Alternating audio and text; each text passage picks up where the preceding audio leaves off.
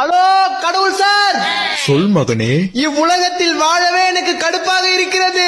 அதற்கு நான் என்ன செய்யட்டும்? சொர்க்கத்தில் எனக்கு ஒரு ரூம் போட்டு கொடுங்க, கொஞ்ச நாள் வந்து தங்கிக்கிறேன். அப்போ நான் கேட்கின்ற கேள்விக்கு பதில் சொல், அனுமதிக்கிறேன். கேளுங்க காட். இதுவரையில் நீ எத்தனை தவறுகள் செய்திருக்கிறாய்? சத்தியமா நான் வணங்குற குலசாமி மேல சத்தியமா ஒரே தவறு கூட பண்ணதில்ல கடவுள். ஏன் கடவுள் யோசிக்கிறீங்க? நான் வரவனெல்லாம் அதே சொல்றானா? ஆமா. ஆனா நான் போய் தான் சொன்னேன், என்ன நரகத்து கூட அனுப்பிச்சிருவோம். ஆனா இந்த பூமியில வாய்ப்பே இல்ல. ஏன் மகனே? பூமியில் பல வசதிகள் உள்ளதே. உண்ண உணவு, உடுக்க உடை. கடவுள் இங்க உணவு கொடுக்கறவனே உடுக்க உடை இல்லாம போராட்டம் பண்றான். அன்பு காட்டினா பைத்தியக்காரன்றானுங்க, காசு இல்லைன்னா பிச்சைக்காரன்றானுங்க. நான் பைத்தியக்காரனும் இல்ல, பிரைம் மினிஸ்டருக்கு சொந்தக்காரனும் இல்ல.